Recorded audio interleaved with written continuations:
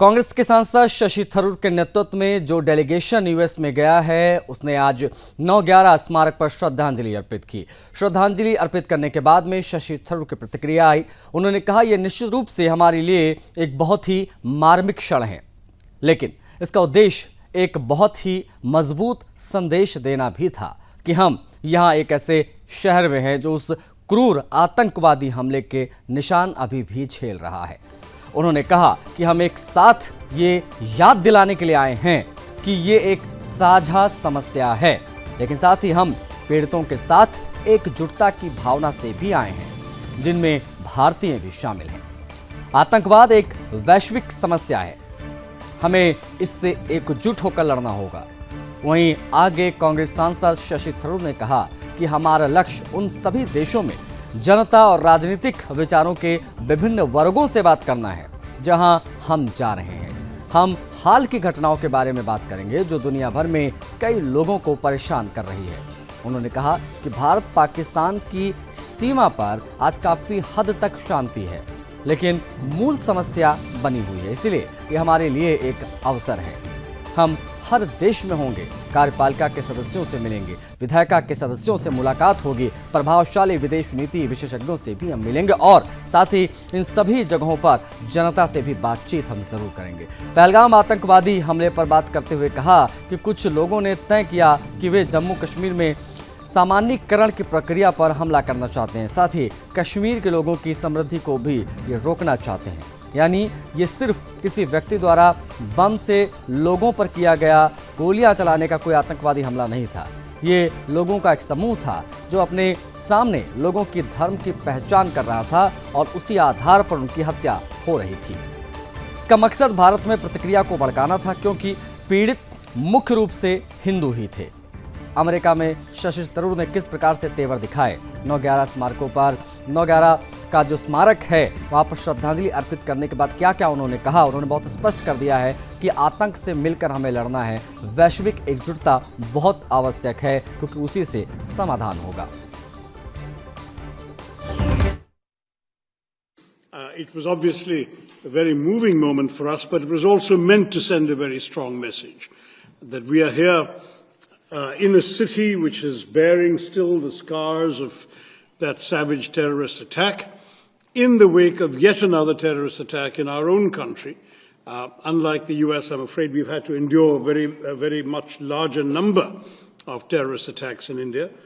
But we came both as a reminder that this is a shared problem, but also out of a spirit of solidarity with the victims, who included Indians, as Indra was reminding me. Someone, a young Indian working in her own company, was one of the victims of 9/11. Indians, Americans, and very many other nationalities who were affected. It's a global problem, it's a scourge, and we must all fight it unitedly. रूस ने बीते शनिवार की रात Ukraine पर अब तक का सबसे बड़ा ड्रोन और मिसाइल अटैक किया। एक मीडिया रिपोर्ट के अनुसार रूस ने 298 ड्रोन और 69 यानी 69 मिसाइलें दागी। इनमें से 266 ड्रोन और 45 मिसाइलों को मार गिराया गया। फिर भी हमले में 3 बच्चों समेत 13 लोगों की मौत की खबर आई और दर्जनों घायल हैं। यूक्रेनी वायुसेना का कहना है कि पिछले 3 वर्षों में ये रूस का सबसे बड़ा ड्रोन हमला था। इससे पहले 17 मई को रूस ने 273 ड्रोन से हमला किया था। यूक्रेनी राष्ट्रपति जेलेंस्की ने अमेरिकी राष्ट्रपति ट्रंप से इस मुद्दे पर खुलकर बोलने की अपील की।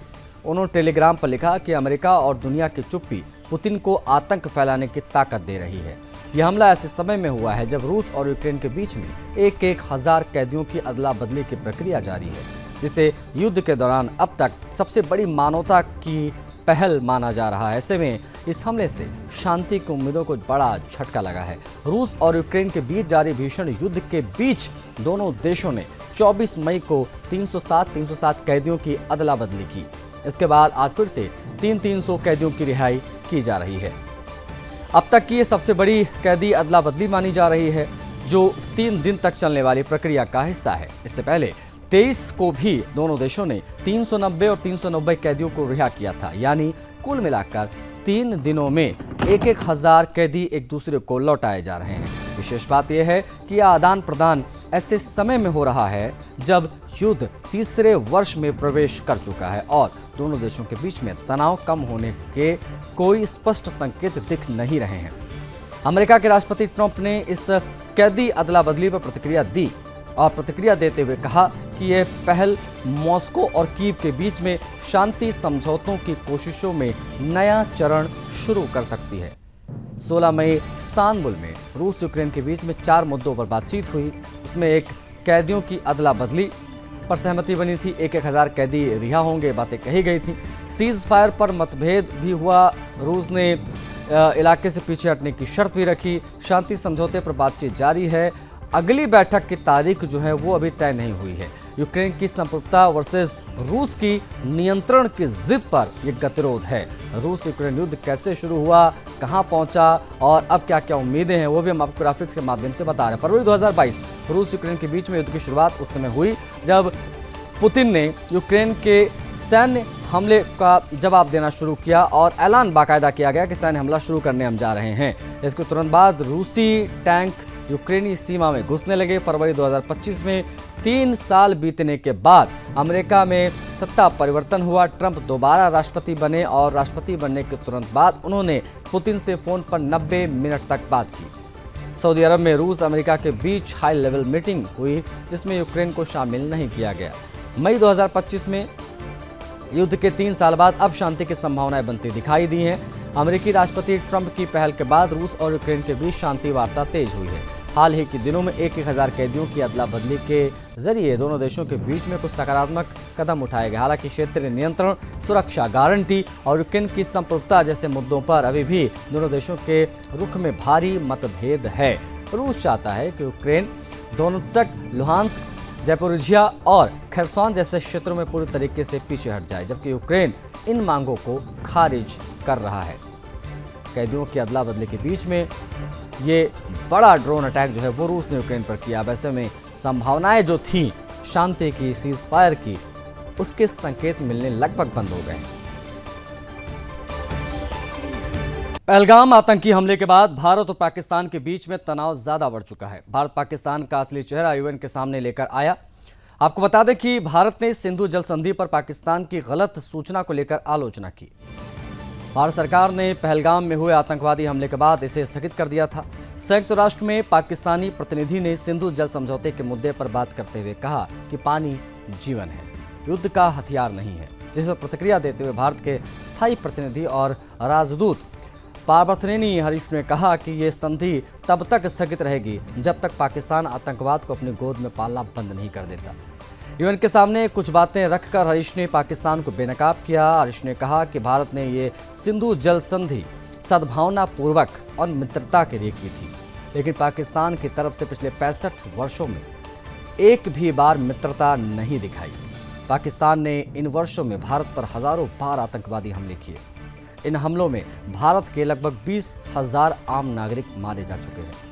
इसके आगे उन्होंने कहा कि इसके बावजूद भी भारत ने धैर्य से काम लिया, दरिया दिली दिखाई, लेकिन अब ऐसा नहीं चलेगा क्योंकि अब न्यू इंडिया है।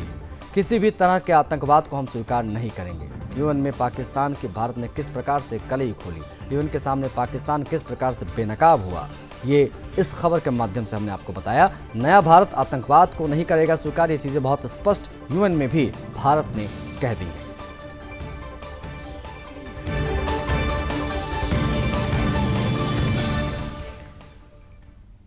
देखिए, अमेरिका और रूस के बीच पहले से ही तनावपूर्ण रिश्तों के बीच ट्रंप प्रशासन ने बाल्टिक देश एस्टोनिया को लगभग $296 मिलियन की सैन्य सहायता देने की मंजूरी दी है।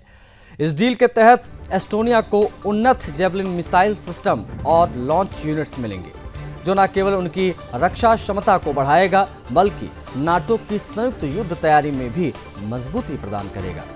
इस कदम को अमेरिका की रूस पर रणनीतिक दबाव बढ़ाने की कोशिश के तौर पर देखा जा रहा है। अमेरिका के डिफेंस सिक्योरिटी कोऑपरेशन एजेंसी की घोषणा के मुताबिक ट्रंप प्रशासन एस्टोनिया को 800 FGM-14 एटॉफ ज्वेलर मिसाइल देगा।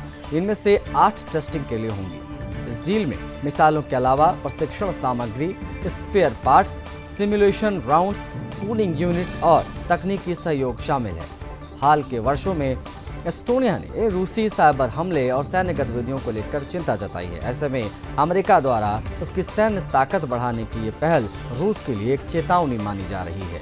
ये डील पहले के लिए ही एक छोटी मिलियन की डील पर आधारित है, जिसमें 12 लॉन्च यूनिट्स शामिल थीं। नई डील में पूरा हथियार सिस्टम और सपोर्ट पैकेज शामिल है।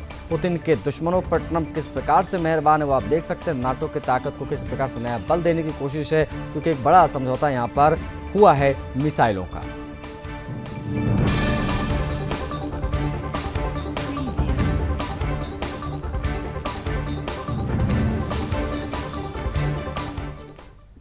अमेरिकी राष्ट्रपति डोनाल्ड ट्रंप ने देश में न्यूक्लियर एनर्जी का प्रोडक्शन बढ़ाने के लिए आदेश दिए हैं। उन्होंने इसे अगले 25 सालों में 300% तक बढ़ाने का लक्ष्य रखा है। ट्रंप ने शुक्रवार को व्हाइट हाउस के ओवल ऑफिस में इससे जुड़े आदेश पर साइन किए। इस दौरान उन्होंने कहा कि अब वक्त न्यूक्लियर एनर्जी का है और हम इसका प्रोडक्शन बड़े पैमाने पर करने जा रहे हैं। ट्रंप ने कुल 4 आदेशों पर साइन किया है। इनमें परमाणु रिएक्टरों की मंजूरी की प्रक्रिया को तेज करना, न्यूक्लियर रेगुलेटरी कमीशन में सुधार करना, 4 जुलाई 2026 तक 3 रिएक्टर चालू करना और इस तकनीक के औद्योगिक आधार में निवेश को बढ़ाना शामिल है। रिपोर्ट के मुताबिक ट्रंप ने अपने आदेशों में ऊर्जा और रक्षा विभाग को बंद पड़े न्यूक्लियर प्लांट को दोबारा शुरू करने के लिए कहा है। साथ ही संघीय सरकार की जमीन पर नए रिएक्टर बनाने की संभावनाएं तलाशने के लिए कहा है। इनमें अमेरिका के सैन्य ठिकाने भी शामिल होंगे। बता दें कि अमेरिकी बिजली की खपत के मामले में चीन के बाद दूसरे स्थान पर है। 2023 में अमेरिका में कुल 4200 टेरावाट और बिजली की खपत थी, यानी औसतन रोजाना 11.7 TWh बिजली की खपत हुई। वर्तमान में अमेरिका की कुल बिजली का 19% हिस्सा परमाणु ऊर्जा से आता है। ये 2023 में 775 TWh था। अगर ट्रंप का प्लान सफल होता है तो देश की 1/3 बिजली परमाणु ऊर्जा से पैदा होगी। अमेरिका में कुल सक्रिय न्यूक्लियर पावर प्लांट हैं, जिनमें 94 रिएक्टर काम कर रहे हैं। इनमें सबसे ज्यादा रिएक्टर इलॉन राज्य में हैं। इनकी संख्या 11 है। पिछले कुछ सालों में प्राकृतिक गैस और रिन्यूएबल एनर्जी जैसे सस्ते विकल्प के चलते कुछ रिएक्टर को बंद किया गया है। ट्रंप पर परमाणु नियामक आयोग की कमजोर करने का आरोप लग रहे हैं। अपने आदेश में ट्रंप ने एनआरसी की भूमिका को सीमित करते हुए ऊर्जा सचिव को नई परियोजनाओं को मंजूरी देने का अधिकार भी दिया है। बराक ओबामा के समय में एनआरसी प्रमुख ग्रेगोरी जैजको ने कहा कि यह ऐसा लगता है कि जैसे किसी ने एआई से पूछा हो कि अमेरिका की परमाणु नीति को कैसे बर्बाद करें। एनआरसी की सख्त निगरानी को कमजोर करने में दुर्घटनाओं का खतरा बढ़ सकता है, ये बात भी कही। 300% न्यूक्लियर उत्पादन का लक्ष्य जो है ट्रंप ने रखा है, उससे जुड़े कई डॉक्यूमेंट्स पे उन्होंने हस्ताक्षर किए।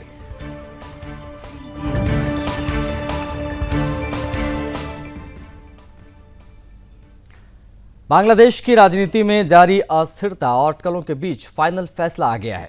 अंतरिम सरकार के मुखिया मोहम्मद यूनिस ने आपात बैठक के बाद ये स्पष्ट कर दिया है कि वो इस्तीफा नहीं देंगे और अंतरिम शासन की बागडोर उन्हीं के हाथों में बनी रहेगी। ये फैसला ऐसे समय में आया है जब देश में चुनाव की मांग को लेकर राजनीतिक दबाव और सैन्य असहमति की स्थिति बनी हुई है। इस आपात बैठक ने राजनीतिक उठापटक के बीच में एक नई स्थिरता की उम्मीद जगा दी है। आपको बता दें कि राजधानी ढाका के शेर बांग्ला नगर स्थित योजना आयोग भवन में राष्ट्रीय आर्थिक परिषद की बैठक के बाद में एक विशेष आपात इमरजेंसी मीटिंग दरअसल बुलाई गई। इस बैठक में चुनाव की तारीख, प्रशासनिक सुधार, न्याय प्रणाली को मजबूत करने जैसे 3 प्रमुख मुद्दों पर गंभीरता से चर्चा हुई। यूनुस की अध्यक्षता में हुई इस बैठक में सलाहकार समिति के सदस्यों ने एक मत से उन्हें पद पर बने रहने की सलाह दी। बैठक में प्रोफेसर यूनुस ने कहा कि देश को सामान्य कार्य प्रणाली को बाधित किया जा रहा है। राजनीतिक दलों की अनर्गल मांगें, भ्रामक बयान, गैर कानूनी कार्यक्रमों के कारण जनता में भ्रम की स्थिति पैदा हो रही है। उन्होंने शब्दों में स्पष्ट किया कि अंतरिम सरकार अपनी जिम्मेदारियां निभा रही है और उसे अस्थिर करने के प्रयासों को पूरी तरीके से खारिज करती है। बैठक के बाद में जारी किए गए बयानों में कहा गया है कि सभी राजनीतिक दलों को एकजुट होकर देश की स्थिरता, चुनाव की पारदर्शिता और न्याय व्यवस्था की मजबूती के लिए मिलकर काम करना चाहिए। इस्तीफों की अटकलों की जो चल रही थी उन अटकलों पर विराम लगा है। यूनुस ने बहुत स्पष्ट कर दिया है कि वो सत्ता के सिरमौर बने रहेंगे, वो इस्तीफा नहीं देंगे। अब बाकी देखने वाली बात होगी, क्योंकि सेना ने बहुत स्पष्ट कर दिया कि दिसंबर से पहले चुनाव कराना है। केरल के कोची तट के पास लाइबेरिया का एक कार्गो शिप MSC एल्सा 3 समंदर में डूब गया। शिप पर कुल 24 क्रू मेंबर सवार थे, जिन्हें इंडियन कोस्ट गार्ड और भारतीय नौसेना ने सफलतापूर्वक रेस्क्यू किया। शिप पर 640 कंटेनर लदे थे, जिनमें calcium carbide, diesel, furnace oil समेत कई खतरनाक केमिकल्स भी मौजूद थे। बता दें कि शिप 23 मई को केरल के बिझनजाम पोर्ट से रवाना हुआ था और 24 मई को कोच्चि के तट से करीब 38 समुद्री मील दूर दोपहर 1:25 पर उसे 26 डिग्री तक झुकने की सूचना मिली। इमरजेंसी सिग्नल मिलते ही कोच्चि स्थित ICG के मरीन रेस्क्यू सब सेंटर में तुरंत बचाव अभियान शुरू हुआ। देर शाम तक रूस, यूक्रेन, जॉर्जिया और फिलीपींस के नागरिकों समेत 21 क्रू मेंबर्स को सुरक्षित बाहर निकाला गया। 3 सीनियर क्रू मेंबर्स शिप को डूबने से बचाने के प्रयास में शिप पर ही रुके थे, लेकिन झुकाव बढ़ता गया। अंततः शिप पूरी तरीके से समंदर में समा गया। इसके बाद भारतीय नौसेना के जहाज INS सुजाता ने बचे हुए 3 सदस्यों को भी सुरक्षित बाहर निकाला। शिप के डूबने से समुद्री प्रदूषण की आशंका को देखते हुए ICG ने पॉल्यूशन रिस्पॉन्स ऑपरेशन की तैयारी शुरू कर दी। ऑयल स्पिल की संभावना को लेकर एडवांस तकनीक से लैस एयरक्राफ्ट लगातार हवाई निगरानी कर रहे हैं। चलिए, इस बीच एक बड़ी खबर आ रही है, वो बड़ी खबर आपको बताएंगे इस वक्त की। ये बड़ी जानकारी है कि लालू यादव का तेज प्रताप पर बड़ा फैसला है। उन्होंने पार्टी से निष्कासित कर दिया 6 साल के लिए। ये बड़ी जानकारी है। लालू यादव ने, जो कि राष्ट्रीय अध्यक्ष RJD के, उन्होंने RJD से तेज प्रताप यादव को निकाल दिया है और नाराजगी उन्होंने जाहिर की है। लालू प्रसाद यादव ने बाकायदा ये ट्वीट करते हुए निजी जीवन में जो भी चीज़ें रही हैं तेज प्रताप की, जिस प्रकार से इनका एक ट्वीट आता है अपने रिलेशनशिप को लेकर, वो दुनिया के सामने बात रखते हैं। बाद में वो कहते हैं कि AI से जो है उनका ट्वीट वो किया गया है, डीप फेक है, वो इस प्रकार की बातें भी कही गई अपने वीडियोज़ को लेकर। लेकिन लालू प्रसाद यादव ने बहुत स्पष्ट रूप से ये ट्वीट करते हुए कह दिया है कि निजी जीवन का फैसला स्वयं करें, लेकिन पार्टी से निष्कासित कर दिया गया। ये बड़ी जानकारी लालू ने एक्स पर पोस्ट कर जानकारी दी। तेजस्वी यादव का भी बयान आया। तेजस्वी यादव ने भी ये चीज़ें बहुत स्पष्ट की हैं कि निजी जीवन, राजनीतिक जीवन अलग अलग होने चाहिए।